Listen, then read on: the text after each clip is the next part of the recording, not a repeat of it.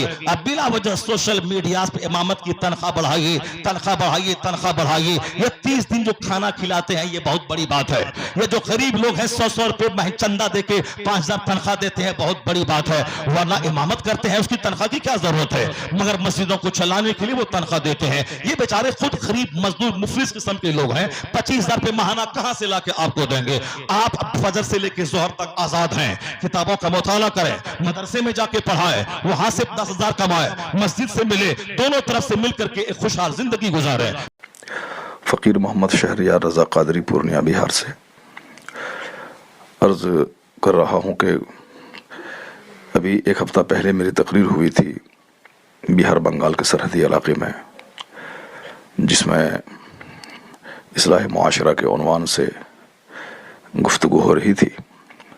दौरान खिताब उलमाए दीन की अहमियत और फजीलत को बताते हुए नौजवान उलमा के लिए कुछ नासिहाना जुमले कि जवानी के दिनों में किस तरीके से रहना चाहिए, और मेहनत व मशक्क़त करके दीनी और माली दोनों खुशहाली हासिल करने की कोशिश करनी चाहिए।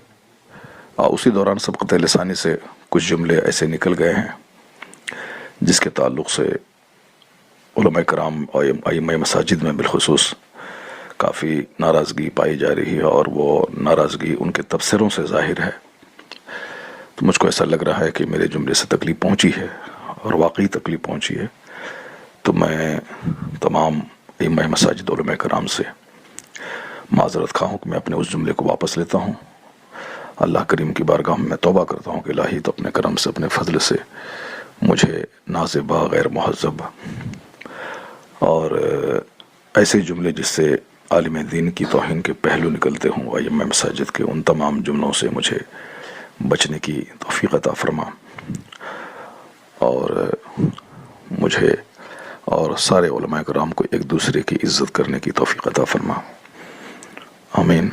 अस्सलामु अलैकुम रहमतुल्लाहि व बरकातहू। पैदा होते हैं। आला हजरत उस सफर का सिलेक्शन करते थे जिसमें नमाज कज़ा न हो। वो आज हमारे खुतबा के लिए, हमारे शोरा के लिए, हमारे नकीबों के लिए, हमारे सफर में नमाज ना पढ़ने का बहाना बनाने वालों के लिए ये लाजिम है कि अपने इमाम की पैरवी करें, सफर में हजर में नमाज पढ़ने की कोशिश करें, और जहां अगर सो गए नमाज नहीं पढ़ पाया तो वह माजूर है, लेकिन जानबूझ के नमाज छोड़ना हराम और गुनाह कबीरा है।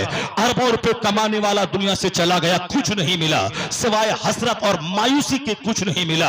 जहां नमाज है वहां सारी नेमतें हैं। इसलिए मैं कभी कभी कहता हूं मस्जिदों के आइमा को, आप शोहरत के पीछे ना भागें कि फला खतीब एक दिन में 30,000 कमाते हैं, मैं तो 30 दिन में नमाज पढ़ा के 5,000 मुझको मिलते हैं। मैं कहता हूं कि नमाज बाजमात मस्जिद में पढ़कर 5,000 कमाना, और जो नमाज छोड़ता है वो 5 करोड़ से बेहतर है वह 5,000 जो मस्जिद में 5 वक्त नमाज पढ़ के कमाए जाए।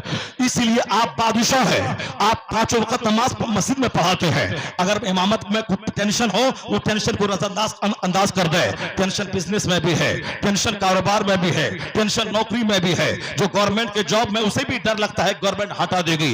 ऐसा नहीं कि गवर्नमेंट की नौकरी मिल गई तो अब चलो जी मेरी नौकरी पक्की हो गई, नहीं। आजकल बेशुमार लोग हैं जिसको नौकरी से हटा दी जाते हैं। अभी पूर्णिया का एसपी था, उसको बोला कि अभी जेल में वो सड़ रहा है, एसपी था जेल में सड़ रहा है। नौकरी का मतलब ये नहीं है कि सब दिन नौकरी रहेगी, खतरा सबको रहता है। इसलिए आप ये मत समझें कि इमामत में मैं रहता हूं तो हमेशा नौकरी के छूटने का डर रहता है। नौकरी समझ के कभी इमामत नहीं करें, खिदमत दीन समझ के करें, वक्त का पैसा उसूल है, उसी पे सब्र करें। इमामत से जो हटा वह शेखुल हदीस क्यों न रहे, अगर वह 5 वक्त पढ़ भी ले मगर सफे अव्वल में 5 जमात नमाज उनको नहीं मिल पाती है। कभी जोहर पढ़े तो असर गायब, कभी असर पढ़े तो मगरिब गायब। जो खतीब है नमाज पढ़ते, जो नहीं पढ़ते उसकी बात मैं नहीं करता। वो जो नमाज पढ़ते हैं वो कभी एयरपोर्ट पे, कभी रेलवे स्टेशन पे, कभी घर में, और कभी फजर पढ़े तो जोहर गायब, कभी साहब जोहर पढ़े तो असर गायब। ये होता है जो नमाज पढ़ते हैं, जो पढ़ते हैं उनका ये हाल है। मगर ये इमामत की बरकत है कि बाजमात 5 वक्त मस्जिद में नमाज पढ़ना है। यह इतनी बड़ी सादत है कि नमाज छोड़ के 50 करोड़ कमाना एक तरफ, और मस्जिद में नमाज पढ़ के 5000 कमाना एक तरफ। इसको इस नुक्ते से देखेंगे तो इमामत करना सबसे बड़ा काम, सबसे बड़ी सआदत नजर आएगी।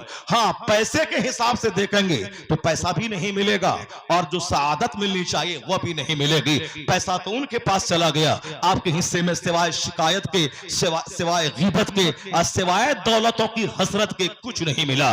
सब्र करें और दिन की खिदमत के हिसाब के लिए आप काम करें। और दूसरा काम, फजर से लेकर जोहर तक के बीच में 8 घंटे स्कूल में पढ़ाएं, मदरसे में पढ़ाएं, और कोई मेहनत मशक्कत करके बिजनेस करें, और माल भी होगा, इबादत भी हो जाएगी। अब बिला वजह सोशल मीडिया पे इमामत की तनख्वाह बढ़ाइए, तनख्वाह बढ़ाइए, तनख्वाह बढ़ाइए। ये 30 दिन जो खाना खिलाते हैं ये बहुत बड़ी बात है।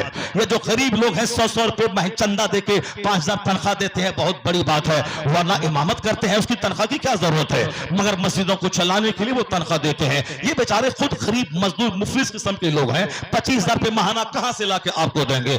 आप फजर से लेकर जोहर तक आजाद हैं, किताबों का मुताला करें, मदरसे में जाके पढ़ाएं, वहां से 10,000 कमाए, मस्जिद से मिले, दोनों तरफ से मिलकर के एक खुशहाल जिंदगी गुजारे, बिजनेस करें 8 घंटे बैठ करके, मेहनत करें, मेहनत की जगह है। वरना खाएंगे सोएंगे तो पेट तो ऊंचा हो ही जाएगा, बदन हाथ तो मोटा हो ही जाएगा। बता दें कि आपको कितना अच्छा मौका अल्लाह ने दिया है। फजर के बाद आप वही तस्बीह पढ़ें, इशराक पढ़ लें, चाश्त आप पढ़ लें, आप अवाबीन पढ़ लें, तहज्जुद की नमाज पढ़ लें। आप जाड़ी की लंबी रात है, 10 घंटा सोते हैं, 6 घंटा सो के तहज्जुद पढ़ लें। आप मस्जिद में रहते हैं, जो बेचारा घूमता रहता है वो क्या पढ़ेगा। आप तो चाहे तो इमामत भी करके कुतुब बन जाए, वली बन जाए। आप चाहे तो साहब ने आप फूटते दीवार को दीवार सोने की बन जाए, लेकिन ये क्वालिटी पैदा क्यों नहीं होगी? इसलिए नहीं होगी, फजर पढ़ना है, सो जाना है, तनख्वाह बढ़ाता ही नहीं पब्लिक। हम कैसे मुताला करें, तनख्वाह नहीं बढ़ाती है पब्लिक। तो जोहर पढ़े सो जाए, असर पढ़े सो जाए, मगरिब पढ़े सो जाए, पेट भी भारी होगा, बदन भी भारी होगा, न पैसा ही मिलेगा न तकवा ही मिलेगा। वहां मौका है तहज्जुद पढ़ने का, मौका है इशराक पढ़ने का। दुनिया मिले ना मिले, कम से कम ये सादत तो मिल जाए। मैदान महशर में देखेंगे जिन लोगों ने नमाजें छोड़कर अरबों रुपए कमाया, किस कदर रुसवाई होगी वहां देखेंगे। और ये साहब अगर उन्होंने 5000 कमा के सब्र करके उस मुसल्ला को पकड़े रहा, जो इनामात से नवाजे जाएंगे, इनका सजदा, इनकी अमामत, इनका तहज्जुद, इनका इशराक, इनकी चास जो बुलंद मर्तबे पर पहुंचा देगी। ये खतीब भी बोलेंगे काश मैं किताबत नहीं करता, इमामत करता, ताकि जो दर्जा इनको मिला है वो दर्जा मुझे भी मिल गया होता।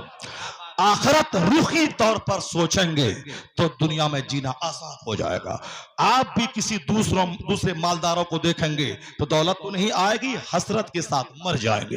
और अगर आखिरत के नुक्ते नजर से नमाज तकवा पे ध्यान रखें, झूठ फरेब हराम से बचा करें, अगर जन्नत हाथ में है तो सोने का महल रहे काफिरों के पास, आप रहे किराए के मकान में। सोने का महल भी छोड़ के कब्र में जाना है, किराए का मकान छोड़ के भी कब्र में जाना है। जब मंजिल एक ही है कब्र, तो सोने के घर में रहे या साफ फूस के घर में रहे या किराए के घर में रहे, सब बराबर है।